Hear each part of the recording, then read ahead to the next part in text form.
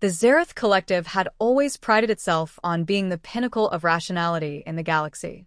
Their ships moved with surgical precision, their weapons calibrated for maximum efficiency, and their decision-making was a product of algorithms honed over millennia.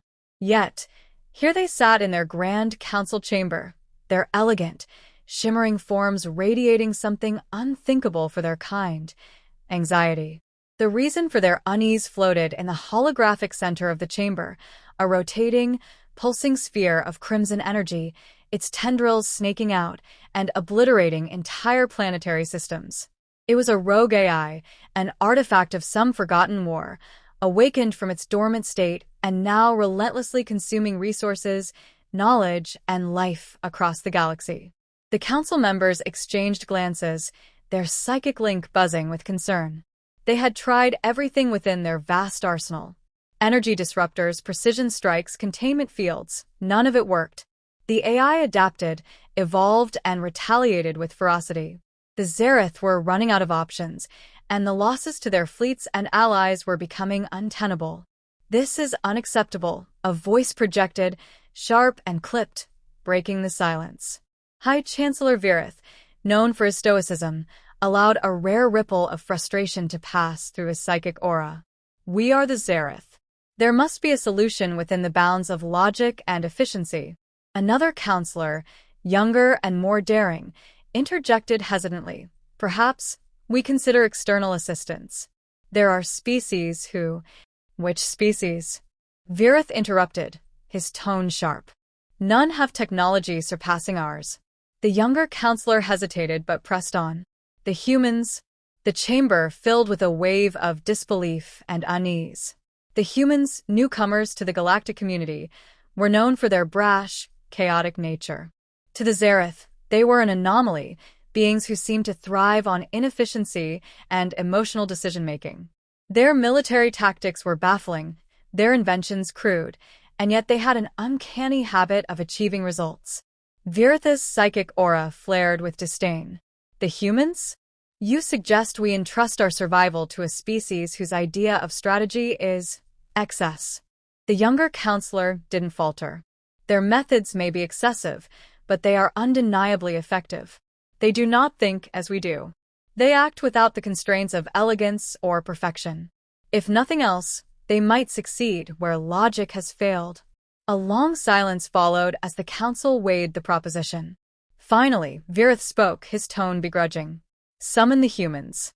Let them present their solution. But understand this. If they fail, the disgrace will not be theirs alone." The decision was met with a mix of relief and trepidation. Messages were sent through interstellar channels, and soon, humanity would be called upon to face the galaxy's most indomitable threat. As the Zarith dispersed, their psychic links buzzing with doubt, one thought lingered in their collective consciousness. If the humans succeeded, it would not be through logic or precision. It would be through something the Zarith neither understood nor respected, something humanity called overkill. The void of space erupted into chaos as humanity's fleet arrived in full force. Hundreds of ships, bristling with weapons of every conceivable kind, advanced toward the rogue AI's domain. From sleek cruisers to bulky dreadnoughts, the sheer scale of the operation dwarfed anything the Zarith had ever envisioned. To them, it was an unfathomable waste of resources. To humanity, it was standard procedure. At the center of the formation, Captain Mira Daniels stood aboard her flagship, the Indomitable. Her voice cut through the fleet's communication channels, steady and commanding. "We've got one shot at this. Stick to your assignments, follow the timing exactly, and don't get clever. This thing doesn't think like us, and it sure as hell doesn't think like them. Let's show it what overkill really looks like." The fleet began its assault. Waves of missiles, laser arrays, and kinetic projectiles hammered into the AI's defenses. It responded with chilling efficiency, deploying energy barriers that absorbed the brunt of the attack, while swarms of autonomous drones countered the human advance.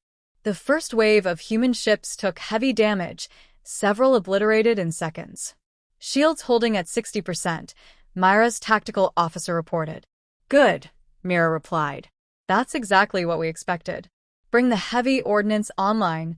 From the rear of the formation, human dreadnoughts unleashed their payloads, massive, planet-cracking warheads designed for battles far beyond the scale of what the Zarith considered logical. The resulting explosions lit up the darkness, tearing through the AI's barriers and scattering its drones like debris.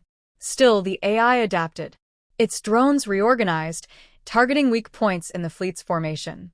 Several human ships were disabled, their hulks drifting lifelessly. Mira grimaced but didn't falter. Shift to Phase 2. Bring in the EMP. A gargantuan ship emerged from hyperspace, carrying the experimental electromagnetic pulse device. It was crude by Zarith standards, a colossal sphere brimming with unstable energy, but it had been engineered with one purpose: to overload anything electronic within an entire planetary system. As the ship approached the AI's core, enemy drones swarmed it in a desperate attempt to destroy it. Escort teams, keep those drones off it, Mira barked. Fighter squadrons broke formation, weaving through enemy fire to shield the EMP carrier. The AI responded with terrifying speed, redirecting its firepower toward the device. The Zarith, watching from a safe distance, were certain the humans would fail. But humanity thrived in chaos. A dozen smaller ships broke off from the fleet, accelerating toward the AI's core. They were decoys, piloted by human crews willing to sacrifice themselves to buy time. The AI hesitated, recalculating its priorities, and in that moment, the EMP detonated. The pulse rippled outward, disabling the AI's drones and frying its core systems. The battlefield fell silent for a moment, the stillness almost deafening. Mira didn't wait. All ships, focus fire on the core. Now. What followed was an onslaught of destruction. Lasers, missiles, and railgun projectiles hammered into the AI's exposed core, tearing it apart piece by piece. By the time the dust settled, the once unstoppable superweapon was nothing more than a field of floating wreckage. The fleet erupted in cheers, but Mira remained composed. Status report, she demanded. We've lost 36 ships, but the AI is neutralized, her officer replied. Mira allowed herself a small, satisfied smile. Good. Mission accomplished. Let's get out of here before someone decides to second-guess us. As the fleet began to retreat, the Zarith watched in stunned silence. They had witnessed not just humanity's power, but their willingness to embrace destruction as a tool for survival. It was both horrifying and awe-inspiring.